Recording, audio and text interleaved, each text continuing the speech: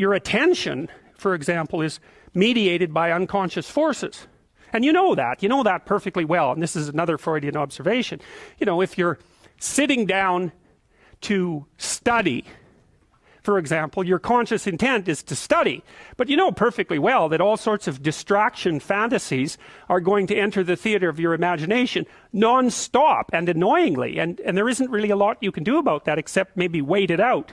You know, so you'll be sitting there reading and your attention will flicker away. You'll think about, I don't know, maybe you want to watch Jane the Virgin on Netflix or something like that. Or maybe it's time to have a peanut butter sandwich. Or you should get the dust bunnies out from underneath the bed. Or it's time to go outside and have a cigarette. Or maybe it's time for a cup of coffee. Or it's like all these subsystems in you that would like something aren't very happy just to sit there while you read this thing that you're actually bored by.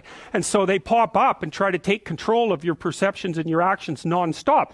Maybe you think, well, this is a stupid course anyways. Why do I have to read this damn paper? And what am I doing in university? And what's the point of life? It's like you can really get going if you're trying to avoid doing your homework.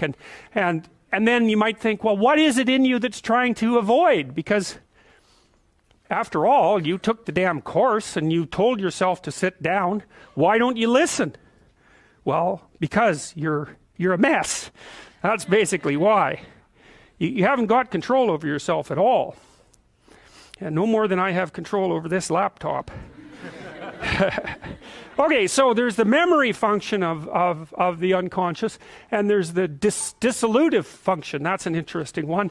The unconscious contains habits, once voluntary, now automatized, and dissociated elements of the personality, which may lead a parasitic existence. That's an interesting one. I would relate that more to procedural memory. You know, so what you've done is practice certain habits, whatever they might be. Let's call them bad habits. And you like those things to get under control, but you can't. So maybe when you're speaking, for example, you use like and you know, and you say a lot. And you've practiced that, so you're really good at it. And you'd like to stop it, but you don't get to, because you've built that little machine right into your being, right? It's neurologically wired, and it's not under conscious control. And anything you practice becomes that. It becomes part of you, and that's another element of the unconscious, a different part.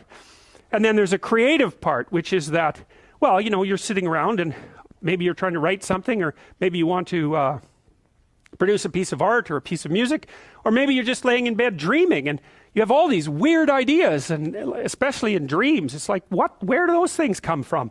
And even more strange, one of the things that's really weird about dreams, and almost impossibly weird, is that you're an observer in the dream. It's like a dream is something that happens to you. Well, you're dreaming it, theoretically, so how is it that you can be an observer? It's almost like you're watching a video game or a movie, but you're producing it, at least in principle, although the psychoanalysts would say, well, no, not exactly. Your ego isn't producing it. Your unconscious is producing it. It's a different thing.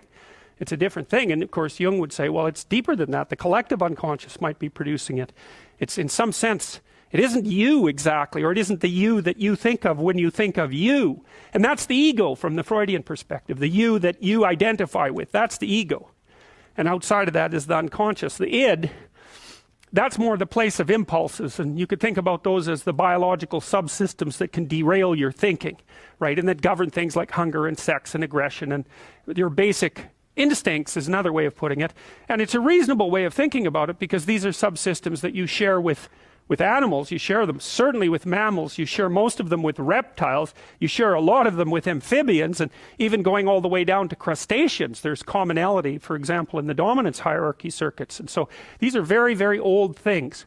And the idea that you're in control of them is, well, you're not exactly in control of them.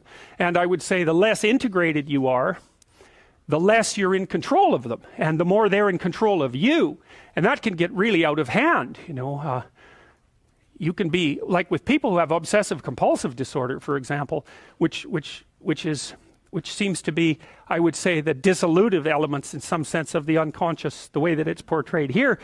Poor people with obsessive compulsive disorder, they can spend half their time doing things that they can't really control, and they have very strong impulses to do them, and it's very hard on them to block them. You know, they'll almost panic if those things are blocked. And then you have people with Tourette's syndrome, you know, that they'll be doing all sorts of weird dances and spouting off obscenities and and imitating people without being able to control it, and sometimes a little bit of antipsychotic medication can dampen that down, but it's as if there are these autonomous semi-spirits inside of them that grip control over their behavior and make them do things. And you know, you find that to some degree in your own life, because maybe you've become very attracted to someone, even maybe you don't want to be attracted to the person, and then you find yourself, you know, texting them when you know perfectly well that you should be going to bed, and you know, you're in a grip of something, and you can't control it, and that's all part of the unconscious and all part of what Freud was studying.